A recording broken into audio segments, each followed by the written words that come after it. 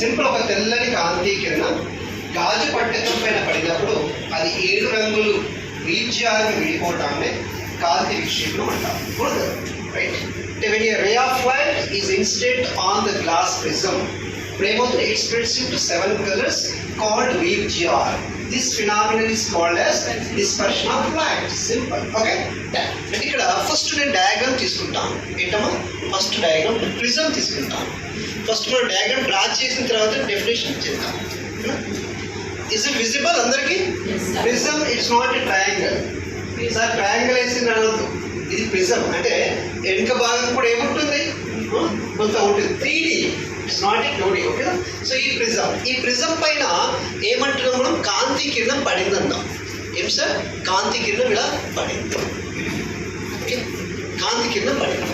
కాంతి కిరణం పడగానే ఏమవుతుందన్నా 7 కలర్స్గా స్ప్లిట్ అవుతుంది అంటున్నాం. 7 కలర్స్గా స్ప్లిట్ అవుతుంది. 1 2 3 4 5 6 7. ఓకే, ఇలా మనకు 7 కలర్గా స్ప్లిట్ అవుతుంది. అంటే వీర్జిఆర్ అంటే పైనుంచి రాయాలా కింద నుంచి రాయాలా? ఇలా రాయాలా లేదా కింద నుంచి రాయాలా? అమ్మ ఇట్లా కన్ఫ్యూజ్ అవుతారు పిల్లలు. నిజంగా ఎలా రాయాలి? కింద నుంచి రాయాలి. ఓకేనా?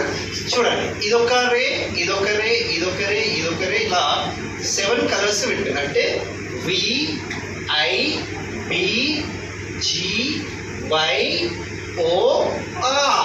వీర్జియా. I hope you are getting. So ఇదేంటి సార్? Glass prism. ఇది గ్లాస్ ప్రిజం. గ్లాస్ ప్రిజం అంటారు. గాజు పట్టకం అంటారు. తెలుగులో ఏమంటాము? గాజు పట్టకం పైన కాంతి